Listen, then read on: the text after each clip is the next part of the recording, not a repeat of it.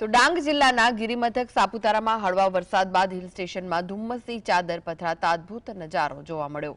સાપુતારામાં આકાશમાં કાળા ડિબાંગ વાદળો ઘેરાતા તળેટી વિસ્તારમાં ધુમ્મસ જમીન પર પથરાઈ ગયું। વરસાદ બાદ ઠંડકનો માહોલ છવાતા આખા વિસ્તારમાં નયનરમ્ય દ્રશ્યો જોવા મળ્યા। દિવાળી વેકેશનમાં સાપુતારાની મુલાકાતે આવેલા પ્રવાસીઓ બદલાયેલા મોસમના મિજાજથી ખુશખુશાલ થઈ ગયા। અનેક પ્રવાસીઓએ આ સુંદર પળોને મોબાઈલ કેમેરામાં કેદ કરી યાદગાર બનાવ્યા।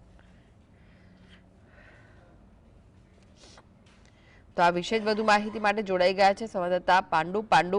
સાપુતારામાં પણ વરસાદ વરસ્યો હતો, શું વિગતો મળી રહી છે? સાપુતારામાં વરસાદી હેલી શરૂ થઈ હતી ને જેના કારણે સમગ્ર પરિસરમાં ગાઢ ધુમ્મસ છવાઈ ગયું હતું।